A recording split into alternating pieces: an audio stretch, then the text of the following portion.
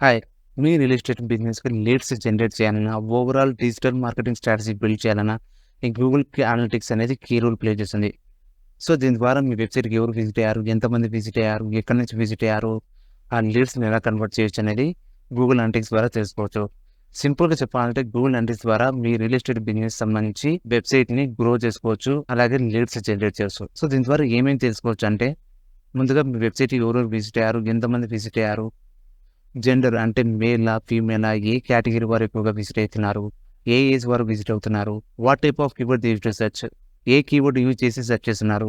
ఎగ్జాంపుల్‌కి real estate is near me, house for sale, land for sale ఇలా ఏ keyword use చేసి search చేస్తున్నారు? How they found your site? మీ వెబ్‌సైట్‌లోకి ఎలా వచ్చారు? డైరెక్ట్ గూగుల్‌లో సెర్చ్ చేయడం వల్ల వచ్చారా? లేకపోతే యూట్యూబ్, ఫేస్‌బుక్, ఇన్‌స్టాగ్రామ్ దీని ద్వారా రీడైరెక్ట్ అయ్యి మీ వెబ్‌సైట్‌లోకి వచ్చారా? లొకేషన్ మీరున్న సిటీ నుంచి సెర్చ్ చేస్తున్నారా? లేకపోతే వేరే సిటీ నుంచి సెర్చ్ చేస్తున్నారా? ఎక్కడి నుంచి సెర్చ్ చేస్తున్నారనేది తెలుసుకోవచ్చు. అంతేకాకుండా మీ వెబ్‌సైట్‌లో ఎంతసేపు ఉన్నారు? ఎన్ని పేజెస్ విజిట్ అయ్యారు? ఏ ఏ పేజెస్ విజిట్ అయ్యారనేది కూడా తెలుసుకోవచ్చు.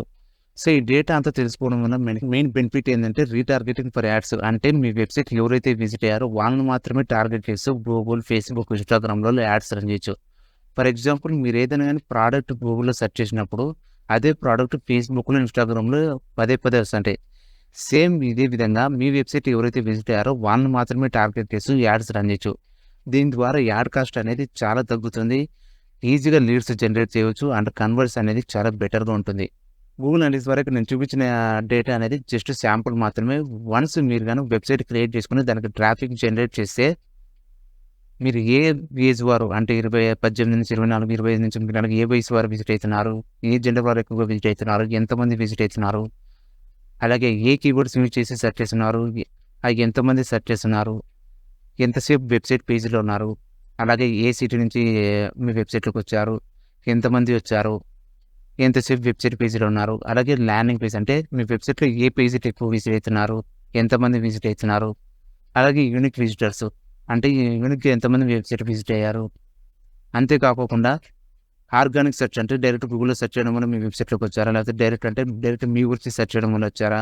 సోషల్ మీడియా అంటే ఫేస్‌బుక్, ఇన్‌స్టాగ్రామ్, యూట్యూబ్ దేని ద్వారా వచ్చారు? ఇలా దేని ద్వారా వచ్చారో కూడా తెలుసుకోవచ్చు. సో, ఈ డేటా అంతా తెలుసుకోవడం వల్ల మనకి మెయిన్ బెనిఫిట్ అంటే మీ టార్గెట్ కస్టమర్ ఎవరనేది తెలుస్తుంది. ఎక్కడున్నారు?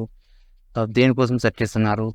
ఇవన్నీ విషయాలు కూడా తెలుస్తాయి. దీన్ని బట్టి సోషల్ మీడియా క్యాంపెయిన్స్ ఈజీగా రన్ చేయవచ్చు. ఎఫెక్టివ్‌గా రన్ చేయవచ్చు.